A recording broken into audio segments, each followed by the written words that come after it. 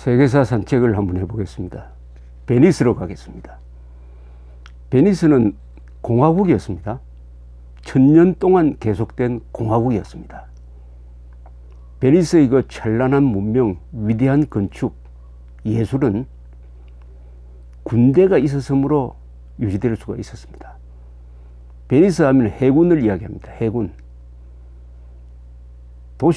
베니스는 도시국가가 아니었습니다. 베니스를 근거지로 해가지고 그 주변 이탈리아 땅, 그리고 바다를 건너 지금 크로아티아 지역, 그리고 저 밑으로 내려와가지고 뭐 로도스 섬이라든지 여러 군데에 식민지를 가지고 있었던 해양 제국이었습니다. 엠파이어였습니다. 그러나 공화국이었어요.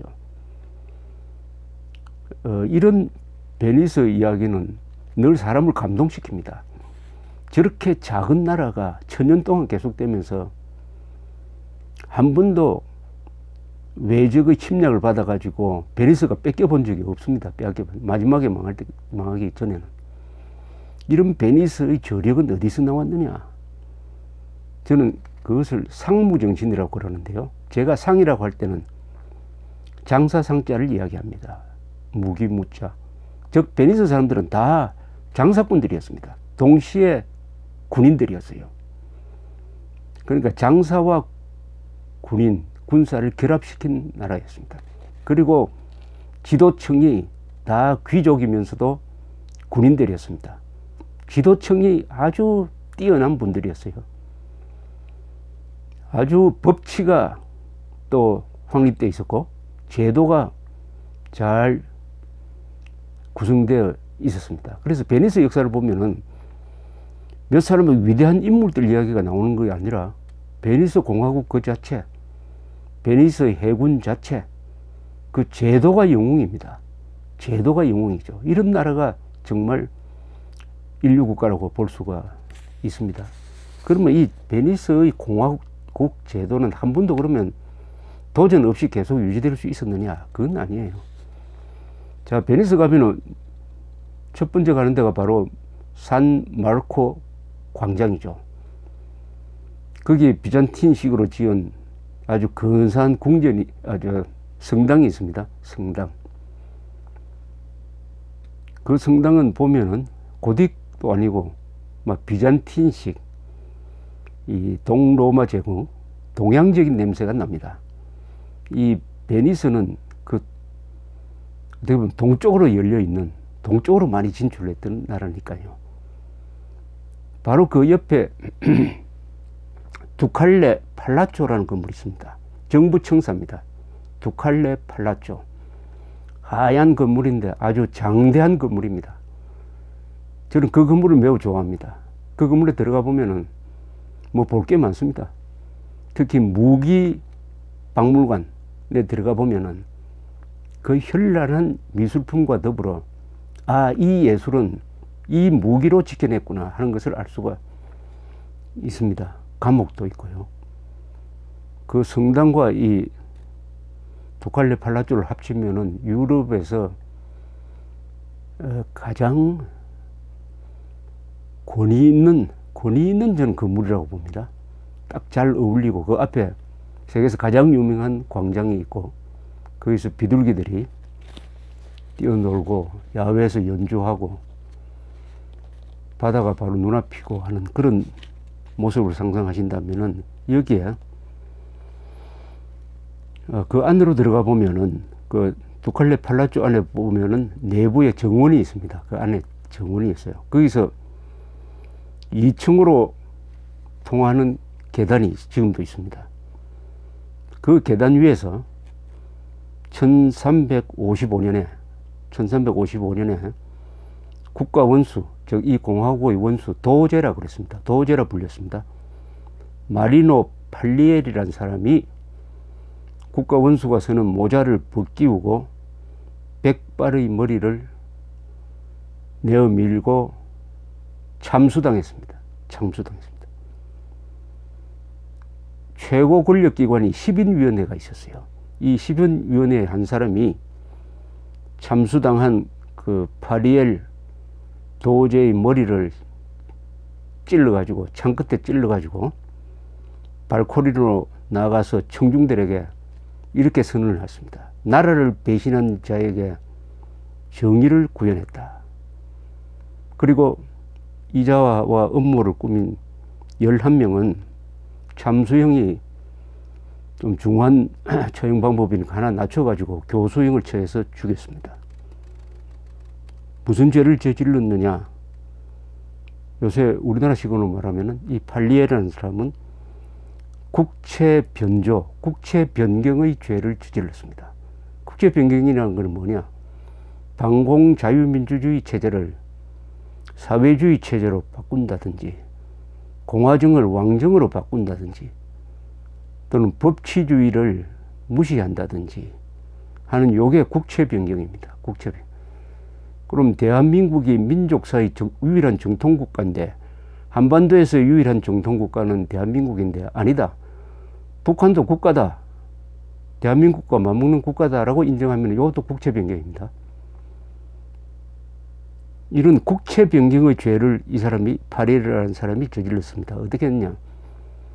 왕정으로 바꾸려고 그랬어요. 그래서 이 좀 못 사는 사람들 충동질 해가지고 데모를 하도록 시켜가지고 그걸 계기로 해가지고 뭐 계엄령을 편다든지 해가지고 공화정을 왕정으로 바꾸려고 기도를 하다가 붙잡혔습니다. 그래서 사형에 처해진 겁니다. 그래야 베니스가 1000년 동안 계속 공화정을 유지할 수 있었습니다. 이런 죄가 있습니다. 이 반역 역적죄 중에서 제일 큰 역적죄가 뭐냐? 왕을 죽이는 죄, 영토를 적국한테 넘겨버리는 죄, 그리고 헌법을 단순하게 위반한 정도가 아니라 헌법의 핵심인 국가의 정체성과 정통성을 마음대로 변경하고 무시하고 뒤집는 죄, 국기문란죄죠, 말하자면. 이런 걸 다 합쳐가지고 흔히 대역죄라는 표현을 씁니다. 이 대명률에 있는 표현인데, 대역죄. 똑같은 말이 영어에도 있습니다. 하이 트리전이라고 그래요. 하이 트리전. 최고의 반역이라는 거죠. 이 하이 트리전은 보통 사형입니다. 한국에도 여기에 해당되는 죄가 형법에 있습니다. 여적죄라고 합니다. 그러니까 적과 합세하여 조국에 대항한 자를 여적죄라고 하는데, 우리 형법에서 아마 거의 유일할 겁니다. 유일하게 사형만 규정합니다. 사형만 규정해요. 그러니까 이건 뭐냐면, 국가 원수라도 국채 변경을 한다든지 영토를 적에게 넘겨버린다든지, 그리고 민족사의 정통성을 놓고 지금 남북한이 싸우고 있는데, 우리가 그 위치를 스스로 포기하고 북한도 대한민국과 맞먹는 국가다, 북한을 국가로 인정하는 순간 그것은 대역죄를 저지르는 것이 됩니다. 그래서 헌법 개정을 통해서 그렇게 하는 것도 불가능합니다. 쉽게 말하면 헌법 제4조 3조 대한민국 영토는 한반도와 그 부속 도서로 한다. 여기에 손을 대가지고 북한을 대한민국과 같은 국가로 인정하는 자는 대역죄를 저지르는 겁니다. 그런 헌법안을 통과시키려고 하는 그 자체가 벌써 대역죄입니다. 여적죄에 해당하는 거죠. 여적죄. 또 있습니다. 이런 역사에 보면은 아주 드문 경우지만은 왕이나 황제나 뭐 이런 사람들이 역적죄를 저지르는 경우가 있어요. 역적죄를. 어떤 경우가 있느냐? 제가 지금 먼저 하나 말씀드렸는데 또 다른 경우가 있습니다. 이거는 18세기 말에 지금 러시아에서 일어났던 사건입니다. 러시아에. 오늘날의 러시아는 피트 대제의 작품이죠. 사실은 피트 대제, 뼈또르, 피트 영어고 막 뼈또르 대제라고 그러죠. 피트 더 그레이트. 우리는 영어로 배웠기 때문에 피트라고 하겠습니다. 피트 더 그레이트. 러시아 황제 중에 딱 2명이 더 그레이트, 대제란 호칭이 붙습니다. 피트 대제, 그리고 캐서린 대제. 캐서린 영어고 에카트리나죠. 에카트리나 대제. 이 페테스부르크에 가면 이 두 사람이 연관된 건물이 많습니다. 페테르스부르크가 이 피트 대제가 만든 도시를 해가지고 페테르스부르크가 된 거죠. 이 페테르스부르크를 만든 피트 대제의 딸이 앤이라는 사람이 있었습니다. 그 앤의 아들이니까 뭡니까? 이 외손자네요. 외손자. 그 사람이 피트 3세입니다. 표트르 3세예요. 이 앤의 피트 3세의 그러면 아버지, 이 피트 3세의 가계를 보면은 아버지가 누구냐 하면요. 어머니는 피트 3세의 딸인데 아버지는 스웨덴 왕 찰스 12세의 여동생을 어머니로 둔 찰스 프레데릭이라는 사람이었어요. 좀 가게가 복잡한데 쉽게 말하면은 한쪽은 스웨덴 계통이고 그러니까 아버지 쪽은 스웨덴 계통이었는데 이게 재밌는 게 이 스웨덴 계통의 이 찰스 2세라는 사람은 또 이 사람도 피트 대제하고 많이 싸웠던 사람입니다. 그러나 유럽에서는 왕들끼리 결혼이 아주 복잡합니다. 적과도 결혼하고 뭐 아주 복잡한데 하여튼 이 피트 3세는 어릴 때 아버지 어머니가 일찍 죽었어요. 근데 11살에 덴마크에 있던 홀스타인 공국입니다. 홀스타인 공국의 공작이 되었습니다. 11살에. 그렇지만 주로 독일 사람들이 주변에 프러시아죠. 프러시아 계통 독일 사람들이 주변에 있으면서 이 어린 공작을 잘 돌보고 교육하고 했습니다. 그러니까 독일적 분위기에서 자랐어요. 이게 중요합니다. 독일적 분위기에서 자라는데 피는 러시아 피인데 그러다 보니까 독일을 좋아하게 됐습니다. 그때 독일 왕이 누구냐면은 프레데릭 2세, 이것도 영어고 저 독일 말로는 프리드리히 2세죠. 이 사람도 프레데릭 더 그레이트라고 합니다. 대제죠. 40여 년 동안 집권하면서 프러시아를 강국으로 만든 사람입니다. 이분은 아주 계명군주라고 하면은 에카테리나 대제도 계명군주, 피트 대제는 막 계명군주라고 부르기에는 너무 무서운 사람이고, 이 프레데릭 2세는 아주 교양 있는 사람이고 예술을 좋아하는 사람인데, 일단 딱 왕이 되자 전쟁을 많이 했습니다. 전사를 잃고 전략 이론이 발고해가지고 전쟁의 신이 되었습니다. 히틀러가 존경했던 사람이 바로 피트 대제하고 나폴레옹과 마틴 루터였다는 이야기가 있습니다. 히틀러가 존경할 정도니까 전쟁을 얼마나 잘했겠습니까? 이때 이 어린 피트 3세는 자기의 롤 모델이라고 그럴까요? 이 프러시아를 이끌고 유럽에서 강국으로 올라가고 있는 프레데릭 2세를 흠모했습니다. 자, 그러다가 이 피트 3세의 어머니 앤의 언니가 엘리자베스죠. 그러니까 피트 대제의 딸입니다. 엘리자베스가 이 사람이 쿠데타를 통해서 러시아 황제가 됐어요. 그러다가 무슨 전쟁을 시작하느냐? 엘리자베스입니다. 엘리자베스 황제, 여왕입니다. 여자 황제가 나타났습니다. 러시아에. 피트 대제의 딸이라는 것이 후왕이 돼가지고, 이때 프러시아가 실레지아, 그다음 작센주를 막 침공하고 하니까 여기에 일종의 유럽 전쟁이 생깁니다. 이걸 7년 전쟁이라고 그래요.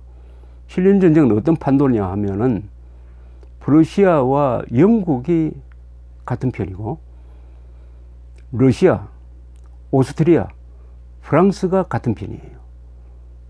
이 7년 전쟁이 이제 벌어지는 겁니다. 이 7년 전쟁을 하는 과정에서 결국은 마지막에 가면은 프러시아가 코너로 몰립니다. 프러시아. 영국은 또 제대로 도와주지도 않아요. 완전히 그 영웅적인 프레데릭 2세가 시작한 전쟁입니다. 그래서 몰락 위기에 포위망이 형성돼 가지고 프랑스, 오스트리아, 러시아입니다. 영국이 도와주지 않으니까 혼자서 이 3대 제국을 상대하려니까 얼마나 힘들었겠습니까? 이 순간 이런 일이 벌어집니다. 1761년 12월 25일에 러시아 황제 엘리자베스가 죽어요. 유언으로서 자기 여동생의 아들인 피터 3세를 불러가지고 이미 불러놨습니다. 참 이미 불러놨는데 불러서 후계자를 키우고 있었습니다. 30몇 살에 이제 후계자가 되는 거예요. 그래서 피터 3세, 뼈트르 3세로 등극을 합니다. 문제는 이 뼈트르 3세의 이 성품이 좀 망나니 기질도 있고 좀 이게 질서가 없고, 그러나 하나 확실한 것은 프러시아를 그렇게 흠모를 했다.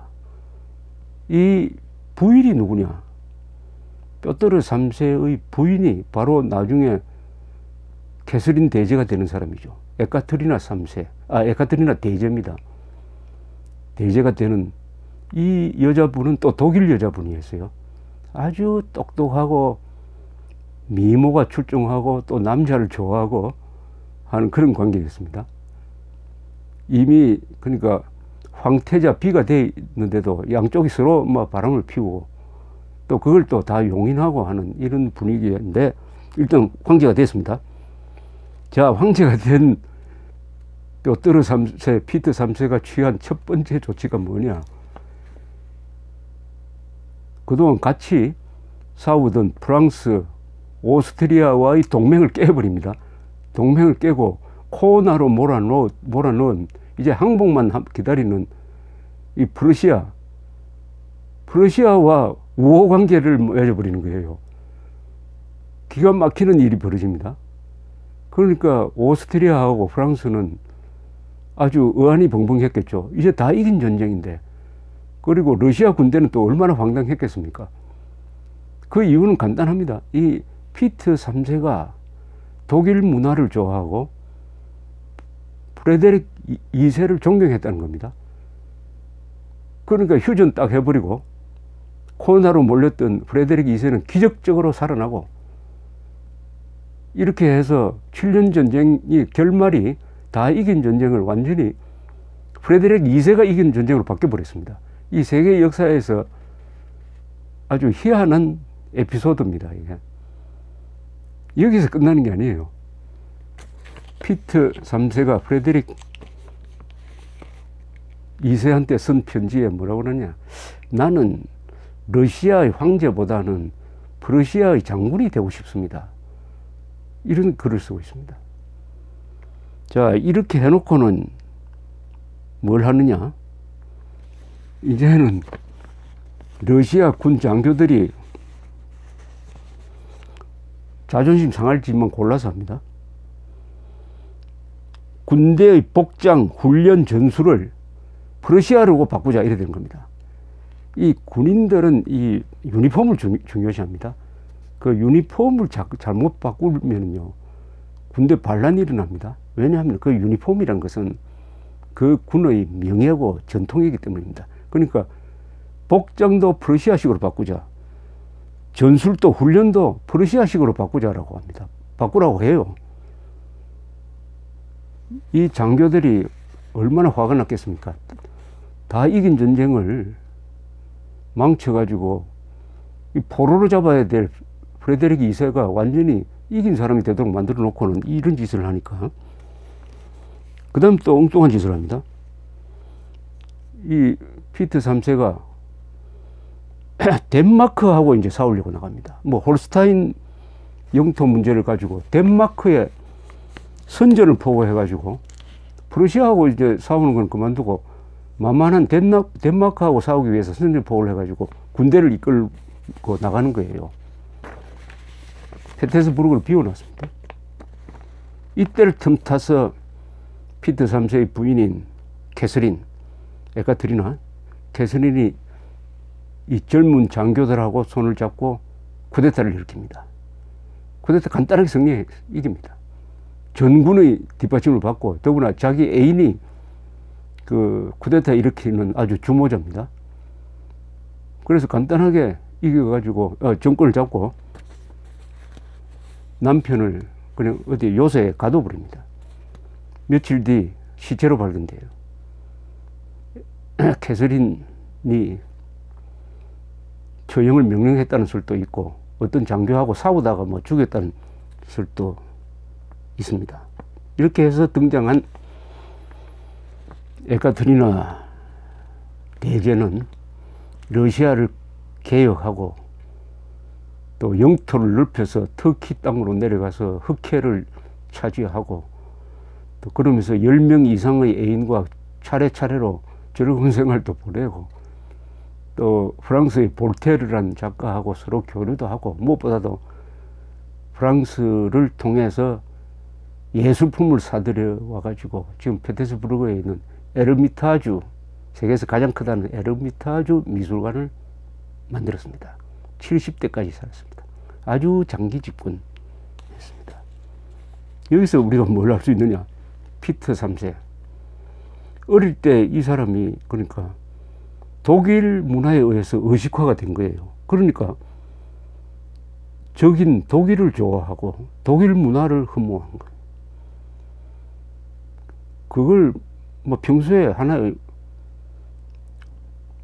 왕족으로 교양 차원에서 그렇게 했다 몰라도 황제가 되고 나서 그 자기의 생각을 실천에 옮겼다는 사실입니다. 이걸 한국에 딱 대입하면은 가령 말이죠. 가령, 가사. 김일성을 흠모하고 주체상을 숭배하는 자들이 대한민국에서 정권을 잡아가지고 이제 코나로 몰린 북한 정권을 살려주는 정도에 끝나는 것이 아니라 국군의 명예를 그리고 자존심과 자부심을 해치는 행위를 하고 이 한미동맹을 끊어버리고 중국이나 북한과 뭘 좀 해보려고 하는 이런 짓을 하는 것하고 비슷한 겁니다. 비슷한 거죠. 그 출발점이 어디냐? 이게 중요합니다. 피터 3세가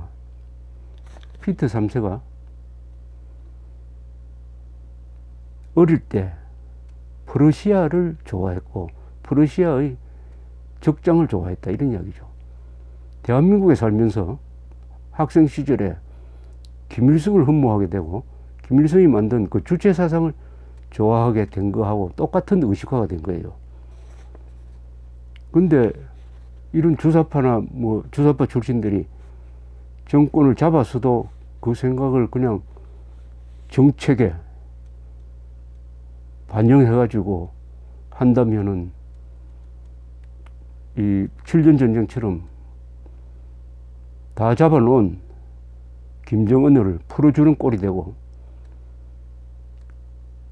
동맹국하고는 완전히 동맹이 깨어지는 관계가 되고 이렇게 됐을 때 무슨 일이 일어나겠느냐 하는 것의 하나의 시사점입니다. 한국에서는 그런 일이 일어나서는 안 되고 지금 일어나고 있는지 안 일어나고 있는지는 현재 속단할 수 없으나 저는 일어나지 않고 있다고 믿고 싶어요. 그러나 역사는 아무리 국가 원수라도 반역을 할 때는 그 반역 중에서도 시시한 반역이 아니라 적을 도와주는 그럼으로써 우리 국민들의 안전을 해치는 이런 반역을 하면은 군대가 일어난다는 역사적 교훈을 보여주고 있습니다. 역사에서 배우는 게 이런 거죠. 역사는 절대 교과서가 아닙니다. 역사를 무슨 교과서적으로 해석해가지고 결정론적으로 뭐 사회주의가 자본주의에 이기고 다음에는 공산주의가 온다는 이런 유물사관적 결정론은 그건 역사를 교과서적으로 이해하는 도구입니다. 역사는 참고서입니다.